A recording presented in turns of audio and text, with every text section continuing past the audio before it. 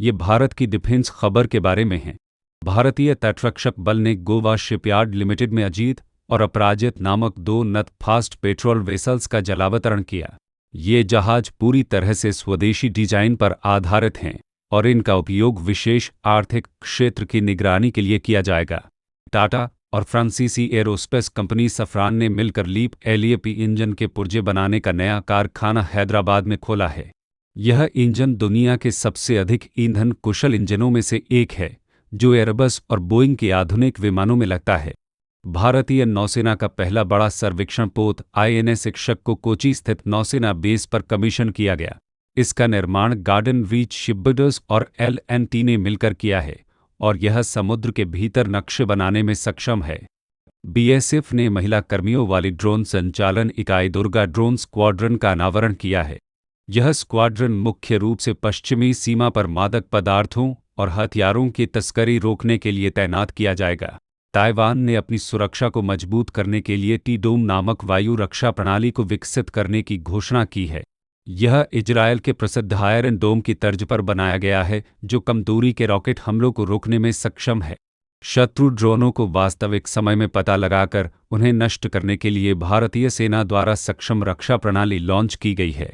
यह एक नेटवर्क आधारित युद्ध प्रणाली है जो सभी निगरानी डेटा को एक जगह जोड़ती है।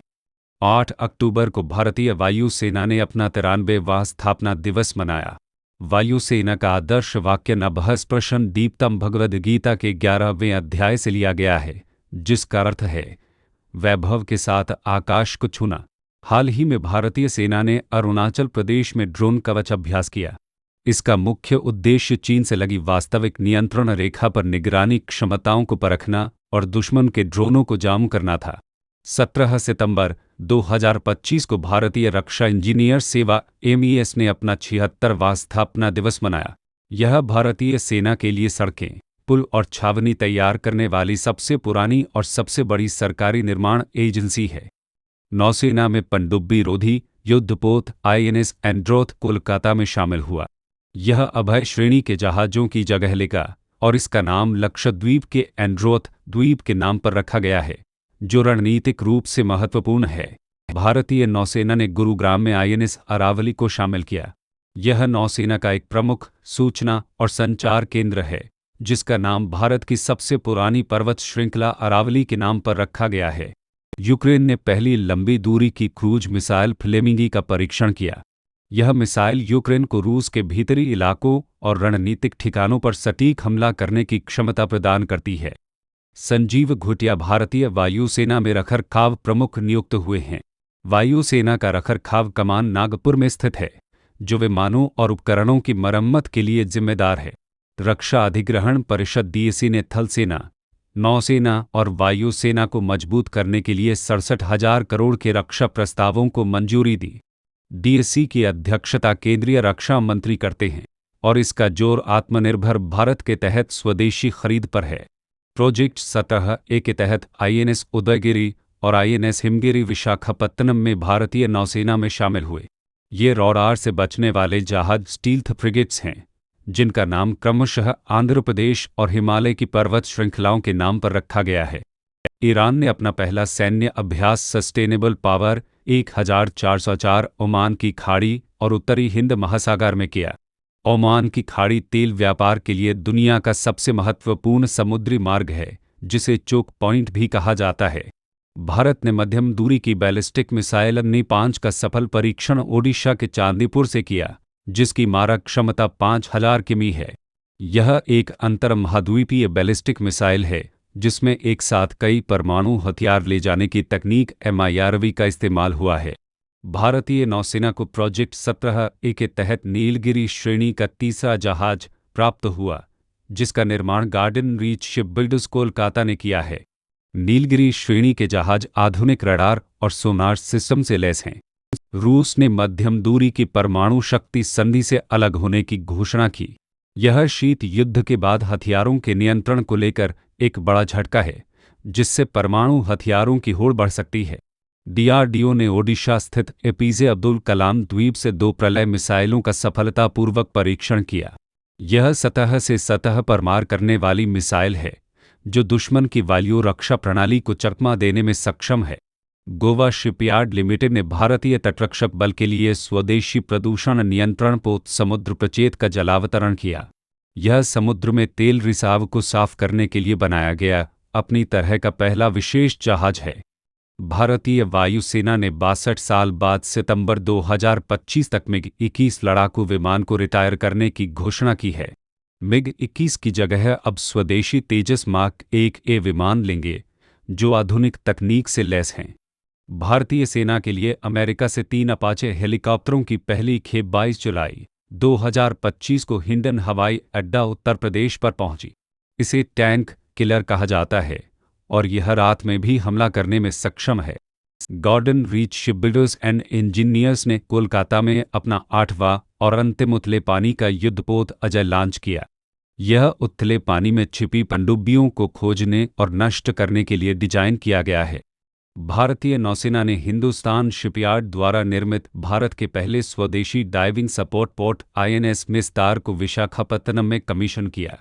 इसका उपयोग गहरे समुद्र में पनडुब्बियों के बचाव कार्यों और गोताखोरी अभियानों के लिए किया जाएगा। आस्था पूनिया भारतीय नौसेना में पहली महिला फाइटर पायलट बनी। इससे पहले भावना कंठ, अवनी चतुर्वेदी और मोहना सिंह भारतीय वायुसेना की पहली महिला फाइटर पायलट बनी थी। अमेरिका ने पहलगाम आतंकी हमले के दोषी द रेजिस्टेंस फ्रंट TRF को एक विदेशी आतंकवादी संगठन घोषित किया है। यह संगठन लश्कर-ए-तैयबा का ही एक नया रूप है जो जम्मू कश्मीर में सक्रिय है। भारत ने 1 जुलाई 2025 को रूस के कलिनिंग्राद में यंतर शिपयार्ड में नया स्टील्थ युद्धपोत INS तमाल को शामिल किया है। यह तलवार श्रेणी का जहाज है और भारतीय सेना में शामिल होने वाला अंतिम विदेशी निर्मित प्रमुख युद्धपोत है। भारत का पहला पनडुब्बी रोधी shallow water craft INS Arnala भारतीय नौसेना के विशाखापत्तनम डॉकयार्ड में शामिल हुआ। अर्नाला का नाम महाराष्ट्र के वसी स्थित ऐतिहासिक अर्नाला द्वीप दुर्ग के नाम पर रखा गया है। रक्षा क्षेत्र की सरकारी कंपनियों मझगांव डॉक, आर्मर्ड व्हीकल्स निगम और इंडिया ऑप्टेल को मिनीरत्न श्रेणी 1 का दर्जा दिया गया। यह दर्जा उन्हें निवेश और व्यापारिक फैसलों में अधिक स्वतंत्रता प्रदान करेगा। औपचारिक रूप से एक हस्तनिर्मित प्राचीन सिले हुए जहाज INSV कौंडिन्य को नौसेना में शामिल किया गया। यह भारत की प्राचीन समुद्री विरासत को पुनर्जीवित करने के लिए प्रोजेक्ट मौसम का हिस्सा है, जिसमें बिना कील का इस्तेमाल किए जहाज बनाए जाते थे। इस मिसाइल सिस्टम को भारत ने रूस से खरीदा है। यह कंधे पर रखकर चलाई जाने वाली वायु रक्षा प्रणाली है, जिसे सैनिक दुश्मन के हेलीकॉप्टर या विमान को गिराने के लिए इस्तेमाल कर सकते हैं। रक्षा मंत्री राजनाथ सिंह ने लखनऊ में सबसे बड़े ब्रह्मोस उत्पादन संयंत्र का उद्घाटन किया।